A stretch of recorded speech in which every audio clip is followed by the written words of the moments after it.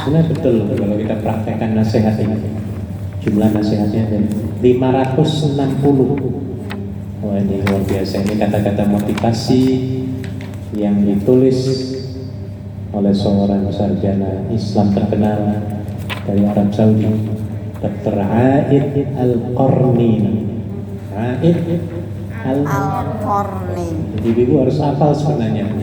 Nanti panjenengan ditanya di mana gitu, panjenengan ngaji nyantri di pondok Wanca itu ngaji kitab apa? Nah, ya. Kita pernah mengkaji tentang hadis Arba'in Nawawi, masih ingat tuh? Apa sudah lupa namanya? Arba'in Nawawi. Kadang-kadang ditanya belajar apa di sana. Nah, harus ingat. Saya ngaji kitab hadis Arba'in Nawawi yang 40 hadis itu dulu ya biar yang belum sempat hadis saya kira baru 20 berapa. Nah sekarang insya Allah kita teruskan kajian dengan kitab, bukan kitab kuning lagi zaman sekarang, kitabnya ada putih hitam ya. Itu karena kitab putihnya ini fotokopinya hitam putih. Kalau zaman dulu ngajinya kitab kuning di pondok-pondok. Karena memang bentuknya kuning kayak merang atau merang kayak padi itu loh, kuning-kuning kayak gitu ya dia. Iya, dan memang bukunya seperti itu warnanya. Kitab kuning. Dan ketika itu kitab yang paling murah ya kitab kuning ini, harganya paling murah. Iya. Kemudian ya itu rusak. Kita baru ngebet itu protol.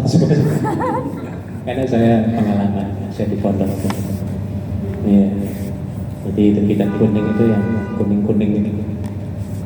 Baik. Bagaimana menjadi manusia paling bahagia dan yang sangat cocok untuk kita Bu, yang hidupnya jauh dari keluarga, bahkan yang dekat dengan keluarga juga masih puyeng ya Bu ya.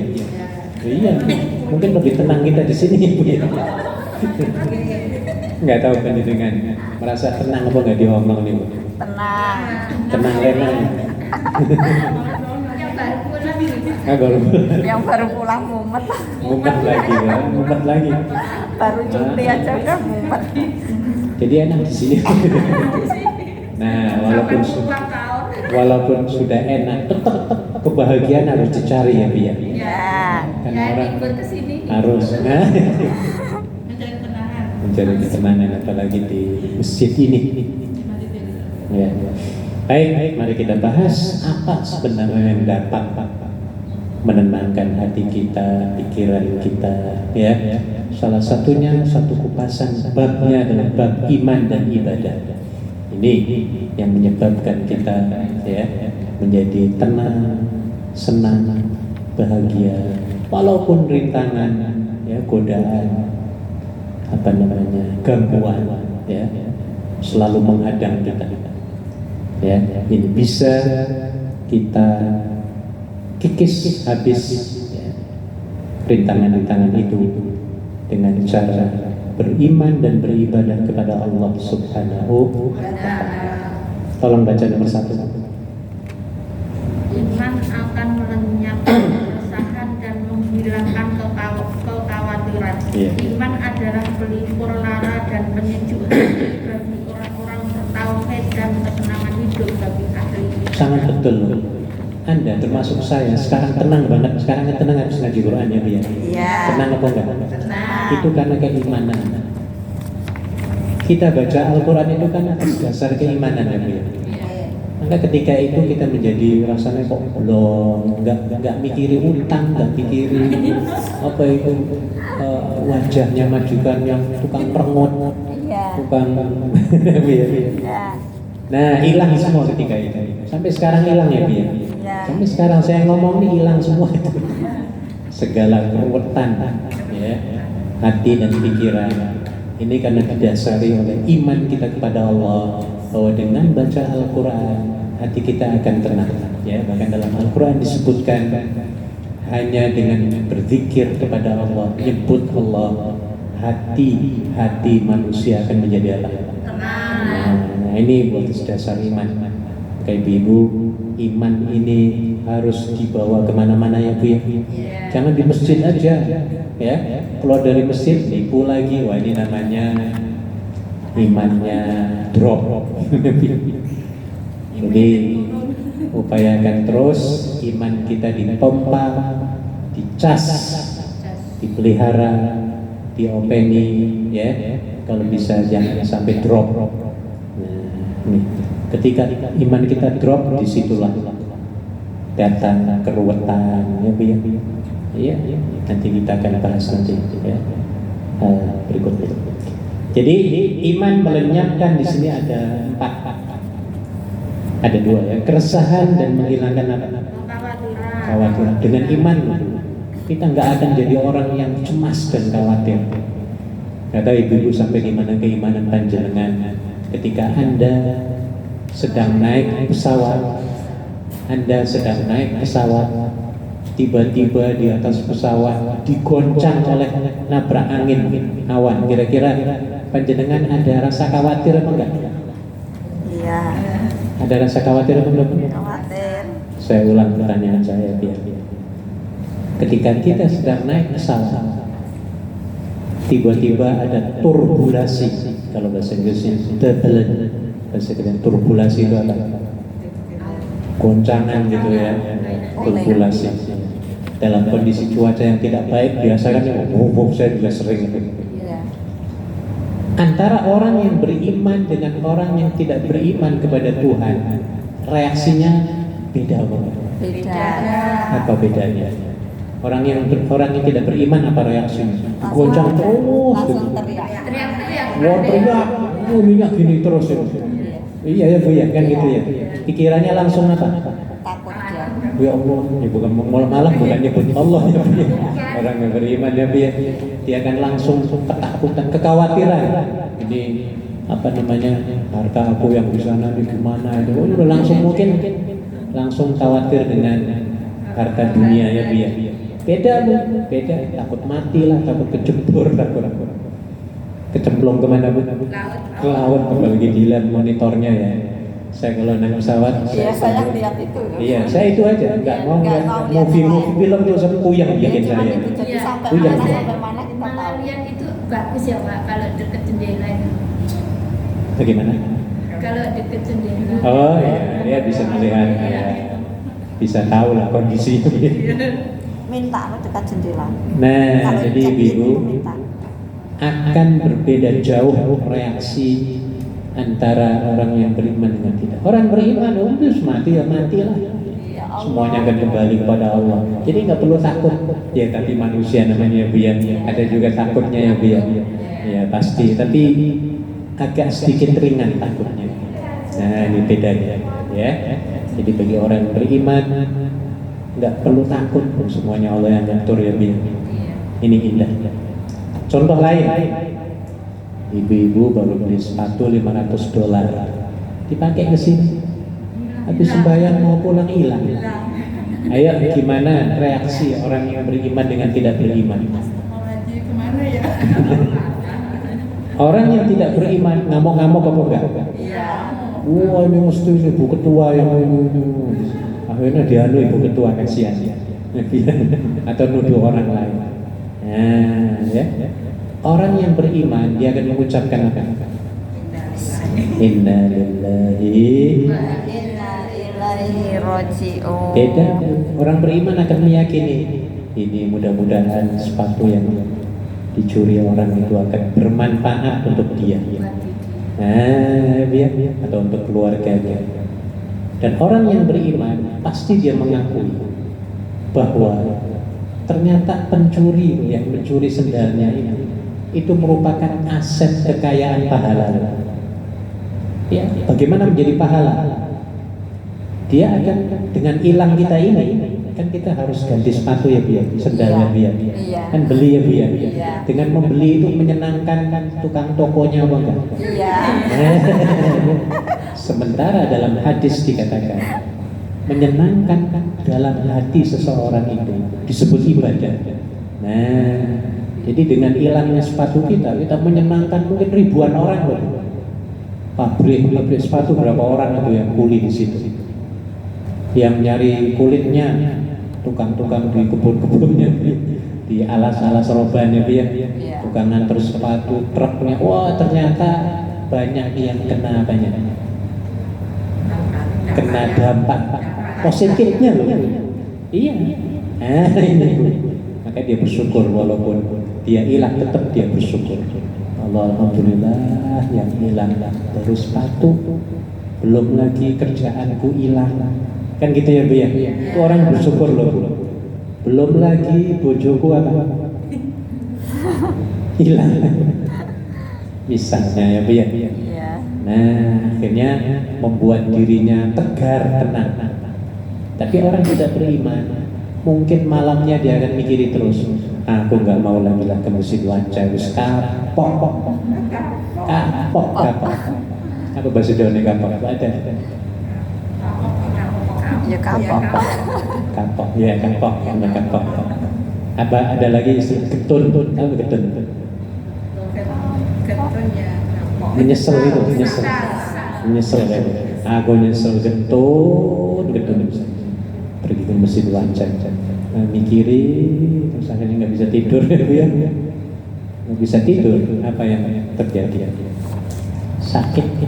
Nah, jadi beda orang beriman dengan orang yang tidak beriman. Sebab itu ibu, iman kita terus kita pertahankan.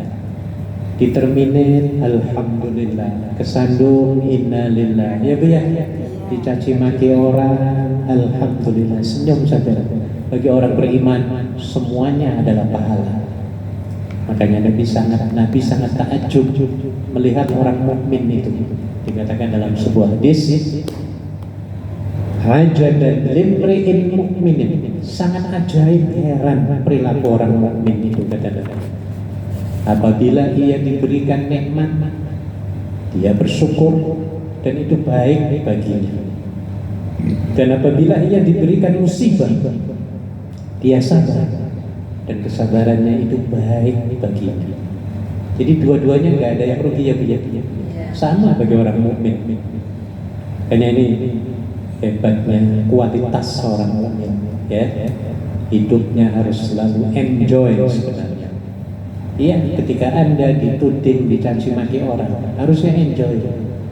Dan harusnya kita kasihan dengan orang yang marah-marahi kita. Karena orang yang sedang menuduh, marah-marahi kita, sebenarnya hatinya sedang sakit, kritis, kronis. Iya. Hatinya sedang apa? Sakit sebenarnya. Ketika dia mau marahi kita, di sini sudah apa duluan? Duk ya Bu ya. Iya. Dia sakit duluan sebenarnya. Nah, kita yang dimarahi harusnya Bu ya, sabar. Ya, dan sabar itu baik bagi kita. Pahalanya luar biasa ya. Sering saya sampaikan ya, orang yang selalu memarah-marahi kita ya, mengaibkan kita, ketika datang pada hari kiamat, semua pahala orang itu, pahala puasanya, pahala hajinya, sholatnya akan ditransfer, akan dikirim ke dalam rekening kebaikan orang yang dicaci maki itu. Nah ini, jadi keyakinan orang mukmin harusnya seperti itu, ya. Jadi kita harus siap di mana-mana kita akan dimarahi, akan dikritik, akan ditegur, akan disumpah. Kita tenang, relax, ya Bu ya. Siap Bu? Harus siap. Kita semua akan menghadapi itu semua. Gimana? Nah, dengan iman kita harus tegar. Ya, lagi jalan kaki ke pos WB, tiba-tiba di depan kita ada suara, depan orang ya, brut. Ayo marah apa enggak? Marah. Harusnya alhamdulillah baru anginnya. Orang beriman harusnya kayak mana? Jangan gue kurang ajar ini orang. Paling biasanya kalau depannya kakek, nenek atau orang sering ya, mungkin nggak tahan. Ya, ketika musim panas tiba-tiba sebelah kiri kanan baunya asam, sabar.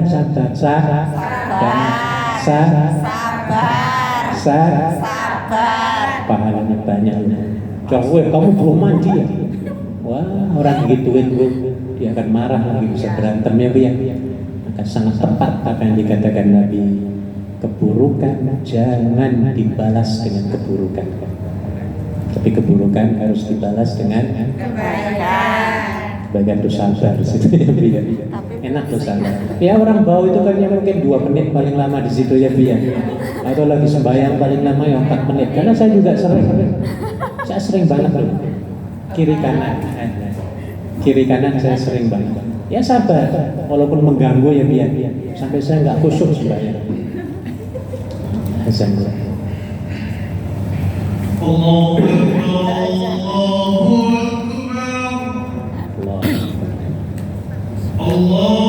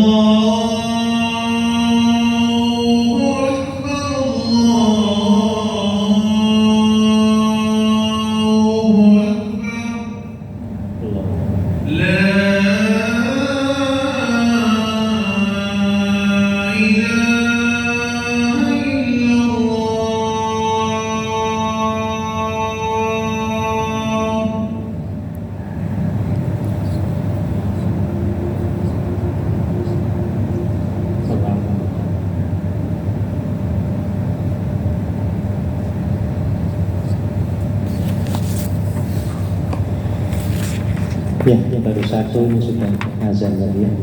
Kita bahas teruskan minggu depan insya Allah. Ya. Jadi kesimpulannya dengan iman akan dapat menghilangkan apa itu? Kekhawatiran, kesemrawutan, mumetan, macam-macam. Enak dengan iman itu indah sekali. Sangat indah hidup dengan iman. Makanya ibu dalam setiap aspek aktivitas kita itu harus didasari dengan niat ibadah lillahi ta'ala. Itu termasuk keimanan lagi. Itu akan indah jadinya dan tidak akan menjadi beban berat. Anda kerja nyapu, niatkan karena Allah, jangan karena majikan ya. Iya, itu akan beda. Orang yang beriman niatnya pasti karena Allah. Tapi orang yang tidak punya Tuhan, ya karena ada bosnya di situ, dia kerjanya apa? Rajin. Bosnya leha. Wah, kayak raja dia jadi bos. Nah, beda orang beriman. Kalau memang tugasnya nyapu 2 kali, ya 2 kali, walaupun tidak ada siapa. Bosnya tetap, karena itu kontrak janji ya, harus ditepati sesuai dengan kontrak. Orang tidak beriman ya, dia enak-enakan itu seminggu bebas-belas gitu ya. Tapi ketika majikannya pulang dia lupa mungkin nyapunya akhirnya dia dimarahi. Juga orang beriman nggak perlu yang namanya CCTV itu nggak perlu. Ini kayak gini CCTV itu bisa dilihat dari atas gitu ya. Iya. Bagi orang beriman nggak, sebenarnya nggak begitu perlu. Ya ini perlu untuk dunia ya. Untuk orang beriman, CCTV kita adalah siapa? Allah Subhanahu wa Ta'ala. Kalau ini kan nggak bisa kelihatan kalau kita keluar ya. Ya. Kalau Allah 24 jam dan itu dimanapun ya, ada lagi malaikatnya lagi yang nyatet, yang merekam, yang memotoi dan lain sebagainya. Baik, kalau mengingatkan saya lagi minggu depan ya disambung insyaallah pada bab iman dan ibadah nomor 2. Baik, mari kita tutup pengajian kita dengan bacaan doa Al-Fatihah. Bismillahirrahmanirrahim. Alhamdulillahirabbil alamin. Iyyaka na'budu wa iyyaka nasta'in. Ihdinas siratal mustaqim. Shiratal ladzina an'amta 'alaihim ghairil maghdubi 'alaihim waladdallin. أعوذ بالله من الشيطان الرجيم بسم الله الرحمن الرحيم الحمد لله رب العالمين والصلاة والسلام على أشرف الأنبياء والمرسلين سيدنا محمد وعلى آله وصحبه أجمعين اللهم إنا نسألك رضاك والجنة ونعوذ بك من سخطك والنار اللهم إنك عفو كريم تحب العفو فاعف عنا يا كريم ربنا اغفر لنا ذنوبنا ولوالدينا وارحمهم كما ربونا صغارا ولجميع المسلمين والمسلمات والمؤمنين والمؤمنات الأحياء منهم والأموات إنك سميع قريب مجيب الدعوة يا رب العالمين ربنا آتنا في الدنيا حسنة وفي الآخرة حسنة وقنا عذاب النار وصلى الله على سيدنا محمد وعلى آله وصحبه وسلم والحمد لله رب العالمين. Terima kasih. Assalamualaikum warahmatullahi wabarakatuh. Waalaikumsalam warahmatullahi wabarakatuh.